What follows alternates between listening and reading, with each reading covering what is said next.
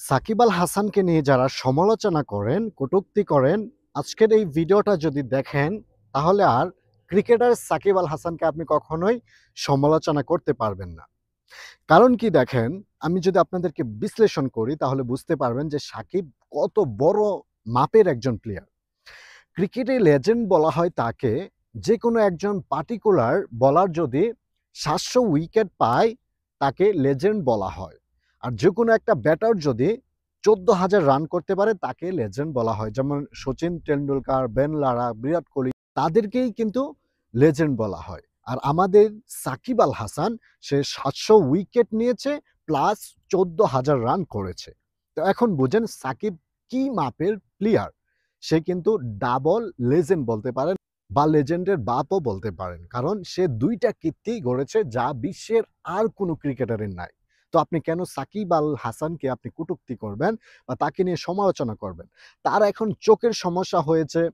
সে এখন বলটাকে মেজারমেন্ট করতে পারছে না বা বলটাকে সে ভালোভাবে দেখতে পারছে না। সেজন্য সাকিবকে নিয়ে যেভাবে ট্রোল করছেন, ক্রিকেটার সাকিব আল হাসানকে আপনি ট্রোল করতে পারেন না। ব্যক্তি সাকিব নয়, পৃথিবীর শ্রেষ্ঠ ধনী, শ্রেষ্ঠ বড়লোক, তার ব্যক্তিগত সমস্যা, প্রবলেম থাকতে পারে, সেই নিয়ে আপনি কথা বলতে পারেন।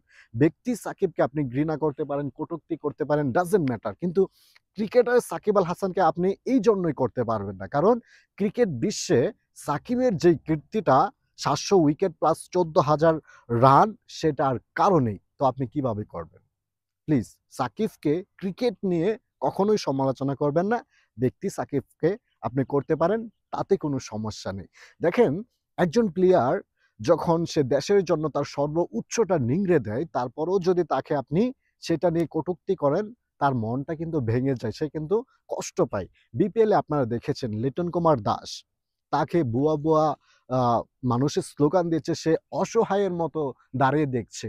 মানে কষ্ট অনুভব করছে। তার এই দৃশ্যটা দেখে বাংলাদেশের এমন কোনো লোক নাই যে কষ্ট পায় নাই। কারণ সে অসহায় হয়ে গিয়েছিল। দেখেন, এই যে আমরা প্রবাসে কাজ করছি, নিজে টাকা পাচ্ছি। কিন্তু কষ্টটা কার জন্য করছি? ফ্যামিলির মানুষের জন্য, তাই না? তো এই ক্রিকেটাররাও খেলে টাকা পায়। কিন্তু তারা দিন শেষে দেশকে রিপ্রেজেন্ট করে এবং দেশের মানুষের জন্যই খেলে। কেউ চায় না যে সে খারাপ করুক, দেশের বদনাম হোক বা দেশের মানুষকে কষ্ট দিতে। আপনি যদি পাড়া মহল্লার ক্রিকেটটাও খেলেন, সেইখানে আপনার বাবা, আপনার ভাইও যদি প্রতিদ্বন্দ্বী হয়, আপনি কিন্তু ছেড়ে কথা বলেন না।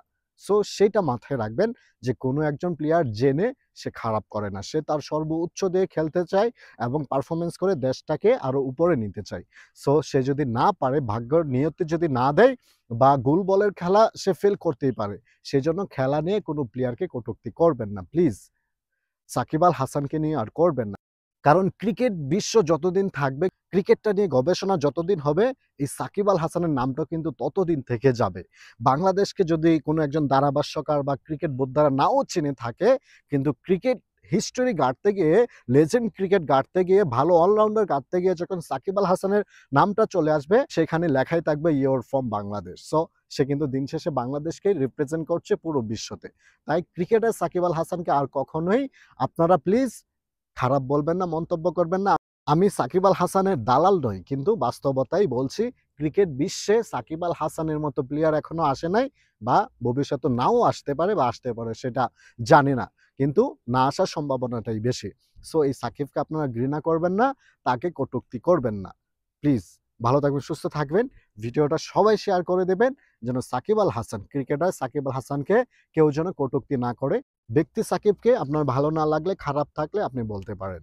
সো ভিডিওটা এখানেই শেষ করছি। যদি আমার কথাবার্তায় ভুল হয়ে থাকে বা কেউ কষ্ট পেয়ে থাকেন, প্লিজ ক্ষমা দৃষ্টিতে দেখবেন। ভালো থাকবেন, সুস্থ থাকবেন। আসসালামু আলাইকুম।